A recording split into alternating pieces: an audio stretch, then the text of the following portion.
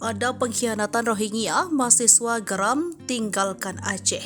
Sejumlah pemuda yang mengatasnamakan diri Aliansi Mahasiswa dan Masyarakat Kota Sabang menggelar aksi unjuk rasa di Bundaran Simpang Garuda, Kota Sabang, Senin 18 Desember 2023. Mahasiswa dan masyarakat itu datang menggunakan puluhan kendaraan. Mereka sudah berkumpul di Simpang Garuda, Sabang sejak pukul 4. Saat unjuk rasa, mereka menyatakan menolak kehadiran imigran Rohingya yang tetap berada di Kota Sabang. Selain melakukan orasi, peserta aksi juga membawa spanduk berisikan protes. Di antaranya bertuliskan masyarakat jangan menjadi pengkhianat, usut semua masyarakat lokal yang menjadi agen perdagangan manusia. Demikian salah satu isi spanduk tersebut.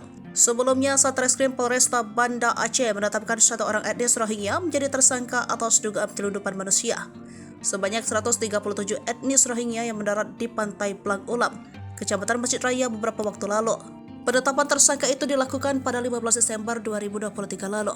Kapolresta Banda Aceh, Kombes Fahmi Irwan Rahmi mengatakan etnis Rohingya yang ditetapkan sebagai tersangka adalah Muhammad Amin, yang merupakan kapten kapal etnis Rohingya.